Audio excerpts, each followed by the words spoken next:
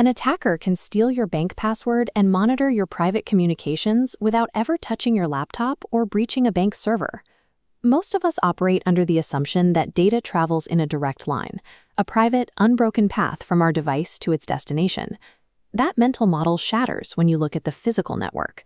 In reality, your information hops through dozens of invisible routers and switches, passing through multiple intermediary checkpoints before it reaches its goal. Because internet architecture trusts these checkpoints to move traffic, an attacker who positions their own hardware at one of these nodes gains immediate access to the stream. In a man-in-the-middle attack, the intruder receives, reads a copy of, and then forwards your data.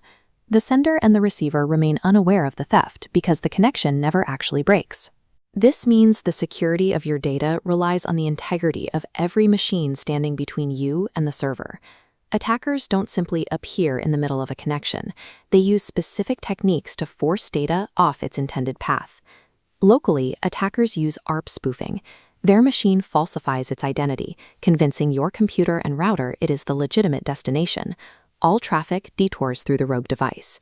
For wider areas, DNS poisoning compromises translation systems, maliciously routing users to a counterfeit server. Public spaces offer an even simpler route. An attacker can set up a rogue access point disguised as free airport Wi-Fi, capturing every byte of data from anyone who connects to it. These methods are prerequisites. Their only goal is to establish the physical position required to begin a silent data theft campaign. Intercepting unencrypted traffic provides total visibility. As you see here, the packets act like flat postcards, leaving usernames, passwords, and sensitive files readable to anyone who handles them. This vulnerability led to the widespread adoption of HTTPS. The S stands for secure. HTTPS changes data formatting.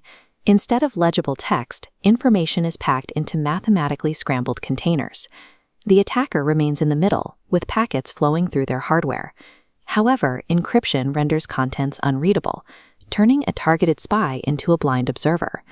While encryption doesn't prevent the act of interception, it removes the attacker's ability to extract any useful information from the stream.